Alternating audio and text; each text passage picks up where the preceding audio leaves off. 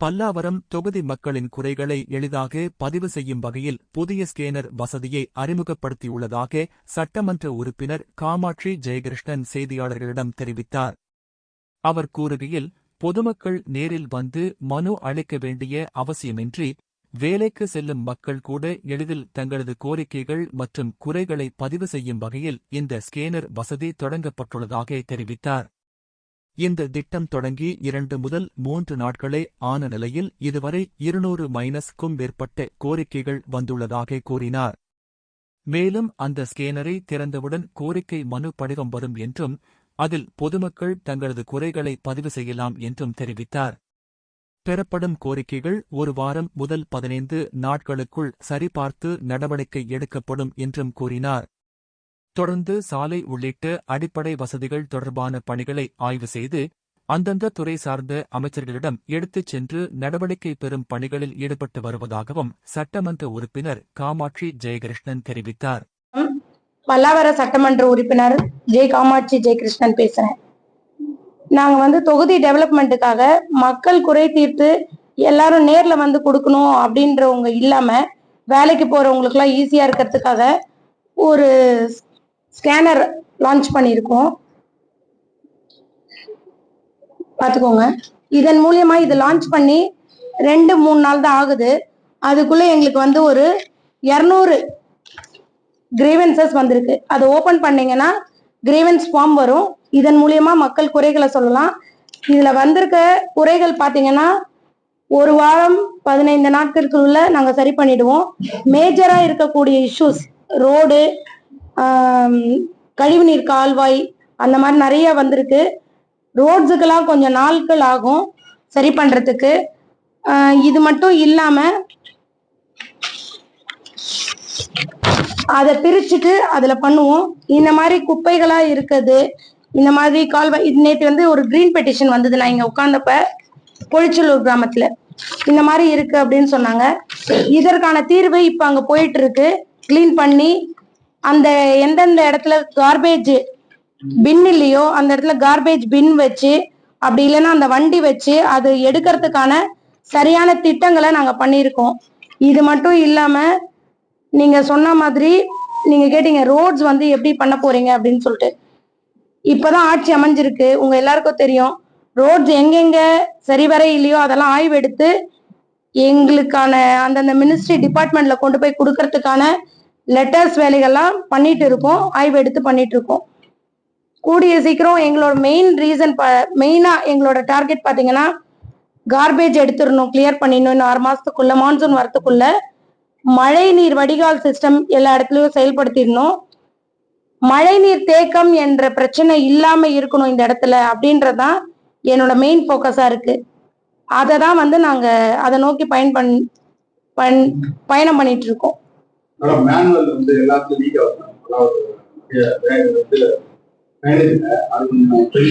அதெல்லாம் சரி பண்ணிட்டு இருக்கோம். நாங்க ட்ரைனேஜ்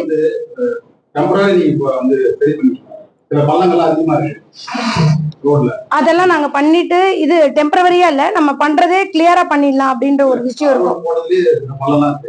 நான் அதை பாக்குறேன் சார், ஆய்வு பண்றேன்.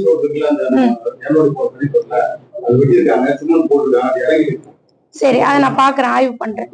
இன்னொன்னு பாத்தீங்கன்னா மெயினா பாதாள சாக்கடைகளுக்கு எல்லாம் மூடி போட்டு அந்த கழிவு நீர் கால்வாய்களை சரிவர பண்ணிட்டா குப்பைகள் அங்கங்க போட மாட்டாங்க. மெயினா அந்த தண்ணி போகாததுக்கு மெயின் ரீசனே குப்பைகள் எடுக்காதனால்தான். அதை சரியா எடுக்கிறதுக்கான முயற்சிகளை நான் ஃபர்ஸ்ட் எடுக்கிறேன். சுகாதார சீர்கேடுகள் இல்லாம நம்ம பாத்துக்கணும். இது 2வது ஒரு விஷயம் நான் பண்றதுக்கு ஆக்சஸ்ல இருக்கேன். அனகாபுத்தூர் அம்மா உணவகத்துக்கு பக்கத்துல ஒரு பஸ் ஸ்டாண்ட் இருந்தது. அந்த பஸ் ஸ்டாண்ட்ல நேற்று உணவகத்துக்கு விசிட் போயிருந்தேன். பஸ் ஸ்டாண்ட்ல பாத்தீங்கன்னா ஒரு 20 பேர் தஞ்சம் அடைஞ்சிருந்தாங்க. ஏன் இங்க இருக்காங்க, வீடுகள் இல்லையா அப்படின்னு கேட்கும்போது, வீடுகள் இருக்கு, இருந்தாலும் நாங்க இங்கதான் இருக்கோம் அப்படின்னு சொன்னாங்க. அந்த மாதிரி இருக்கக்கூடாது, இந்த மாதிரி நிறைய மிஸ்யூஸ் நடக்குது அப்படின்னு சொல்லிட்டு நடக்கக்கூடாது அப்படின்னு சொல்லி நேற்று சங்கர் நகர் போலீஸ் ஸ்டேஷனுக்கு இன்ஃபார்ம் பண்ண. திருவள்ளூர் இன்ஸ்பெக்டர் அவங்களெல்லாம் அனுப்பிச்சிட்டு இப்ப அந்த இடத்த கிளீன் பண்ற ப்ராசஸும் பண்ணிட்டு இருக்காங்க. இந்த மாதிரி ஆய்வுகள் செஞ்சுட்டு எங்களோட குறைகளை, மக்கள் சொல்ற குறைகளை நாங்க சரிவர ஆய்வு பண்ணி உடனேக்கு உடனே தீர்த்துட்டு இருக்கோம். ஜிஎஸ்டி ரோட்ல வந்து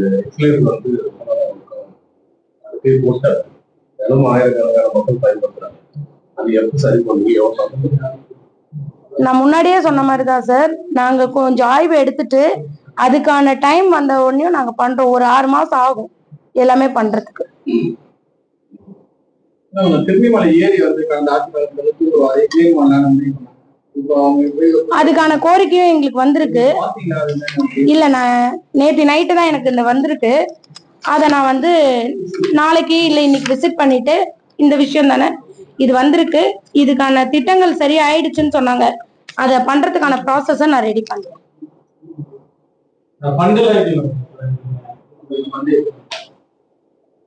ஃபண்டு வந்து ஏற்கனவே வந்திருக்கும் இல்ல, அதெல்லாம் நாங்க பார்க்கணும். அதுதான் நான் சொன்னேன், எங்களுக்கு இந்த ஆய்வு பணி அதுக்கான ஸ்பேஸ் கொடுக்கணும். நாங்க புதுசா ஆட்சி அமைச்சிருக்கோம், அதனால நாங்க எல்லாம் பார்த்துட்டு எங்களோட மேலிடத்துல கேட்டுட்டு, மினிஸ்டர்ஸ்ட கேட்டுட்டு, அவங்களோட கைடன்ஸ்ல நான் ஒண்ணா பண்ணுவேன். சட்டமன்ற உறுப்பினருக்கு தனியா இடம் பிடபிள்யூ ஒதுக்கி கட்டணும். கடந்த ஆட்சியாளர் இல்ல, நான் எழுங்கிறதே வந்து மாநகராட்சி அலுவலகத்துல ஒரு இடைவெளா இருக்குதுன்னு ஒரு கம்ப்ளைண்ட் இருக்கு. அது எதனா முயற்சி எடுத்தீங்கன்னா? ஃபர்ஸ்ட் மக்களுக்காக வந்திருக்கிறோம், மக்கள் பணியை முதல்ல செய்வோம். இப்போதைக்கு இந்த அலுவலகத்துல இருக்கிறோம், நாங்க அதையும் ஒரு கோரிக்கையா வைக்கிறோம். ஆனா முதல்ல மக்களுக்கு எங்களுக்கு தேவைன்றதை விட மக்களுக்கு செய்யறது என்னுடைய ஒப்பீனியனா இருக்கு.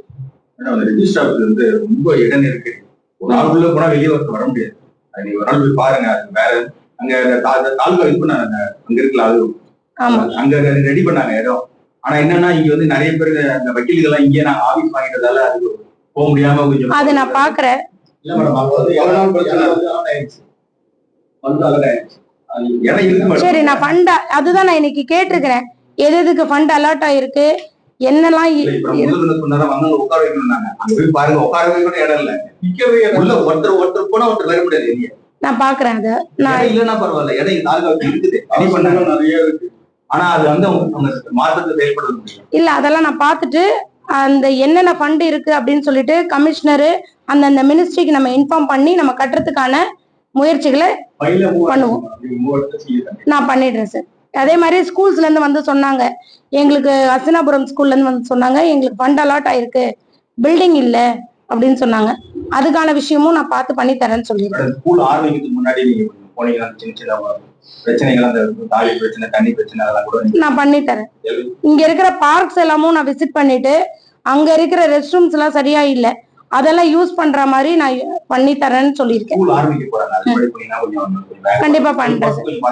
அதாவது அடுத்த வாரத்துல இருந்து என்னுடைய முதல் பணி என்னன்னா, ஒரு பகுதிக்கும் காலையில ஒரு பகுதி, சாயந்தரம் ஒரு பகுதி, மதியம், இந்த ஒரு நாளைக்கு 2 பகுதிகளை விசிட் பண்ண, அங்க இருக்கிற ஸ்கூல்ஸ், அங்க இருக்கிற முக்கியமான பிரச்சனைகளை மக்களை கேட்டறிஞ்சு அதுக்கான விஷயத்தை எழுதி அதை சரி பண்ணணும் அப்படின்ற மூலியமா எல்லா பகுதியும் என்னால விசிட் பண்ண முடியும், ஈஸியா இருக்கும் அப்படின்றத நான் திட்டம் வகுத்திருக்கேன். புகார்கள் வந்துட்டுதான் இருக்கு, அதிகாரி ஒத்துழைப்பு உங்களுக்கு எப்படி இருக்கு? நல்லா இருக்கு, உடனே பண்றாங்க எல்லா விஷயத்திலயுமே. எம்எல்ஏ நீங்க இருக்கீங்க, மண்டலத்துல வந்து பாத்தீங்கன்னா திமுக ஆட்சி, எம்சி எல்லாருமே திமுக ஆட்சியில இருக்காங்க. அந்த லோக்கல்ல உங்களை ஒர்க் பண்ண விடுறாங்களா? அதோட இது வரைக்கும் விட்டுட்டு இருக்காங்க, எங்களுக்கு எந்த ஒரு இடையூறும் இல்ல, மக்கள் எங்களை ஏத்துக்கிட்டாங்க, அதனால எல்லா சப்போர்ட்டும் பண்றாங்க எல்லாருமே. குடிநீர் பிரச்சனை ஆய்வு பண்ணிருக்கேன். நான் பிரச்சாரத்துக்கு போகும்போதே எனக்கு நிறைய இடத்துல சொன்னது குடிநீர் பிரச்சனை. அதுக்கான விஷயமும் நான் இப்ப கேட்டிருக்கிறேன் சார். அது வந்து என்னன்னா, ஒரு நாளைக்கு இவ்வளவு தண்ணீர் தேவை அப்படின்றத நம்ம முதல்ல எவ்வளவு தேவைன்றத ஆராய்ந்து எடுத்துட்டு, அது தேவையான விஷயத்த நம்ம எப்படி கொடுக்கலாம் அப்படின்றத நம்ம சொல்றோம்.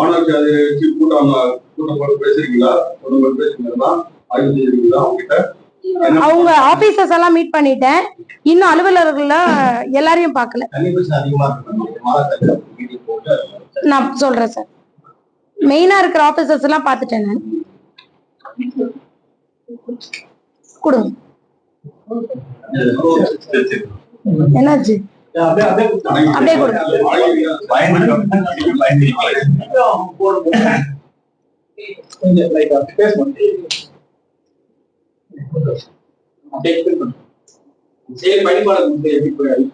இந்த செயலிய ஸ்கேன் பண்ணீங்கன்னா ஒரு கிரீவன்ஸ் ஃபார்ம் ஓபன் ஆகும். அந்த ஃபார்ம் மூலியமா நீங்க எல்லாருமே மக்கள் எல்லாரும் அதுல குறைகளை அப்டேட் பண்ணலாம். எம்எல்ஏ ஆபீஸ் வரைக்கும் தேடி வரணும்ன்றது இல்ல.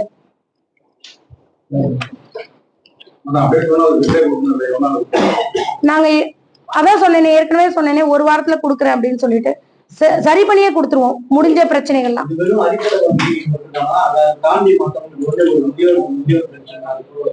எல்லாமே வருது அதுல. சில பேர் கிரீவன்ஸ் ஃபார்ம்ல எம்எஸ்எம்இ லோன் வரைக்கும் கேக்குறாங்க.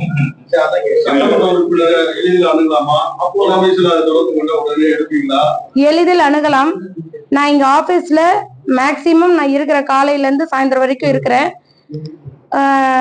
அதிகமா இடத்துல வெளியில அங்க இங்க போறதுனால ஆய்வுக்கு போவோம். இப்ப ஆரம்ப கட்டத்துல நம்ம இங்கே இருக்கிறோம், ஆய்வுக்கு போவோம், செக்ரட்டேரியட் போவோம், மினிஸ்டர்ஸை பார்க்க போவோம். அந்த மாதிரி நேரத்துல அலுவலகம் எப்பவுமே காலையில 8 மணில இருந்து இயங்கிட்டு இருக்கோம். மனுக்கள் வாங்கறதுக்கான விஷயங்களை சொல்லியிருக்கிறேன். அது இல்லாம நான் ஒரு நம்பர் தரேன். அந்த நம்பர் எப்பவுமே என் கூட இருக்கிற பிஎஸ் வந்து எடுப்பாங்க. என்னால நேரடியா எல்லா டைம்லயும் பேச முடியாது. நைட்ல என்கிட்ட இருக்கும். பிஎஸ் பேசுவாங்க 2 பேர். நம்பர் நான் சொல்றேன், 6385088826. என்னோட பேர் காமாட்சி.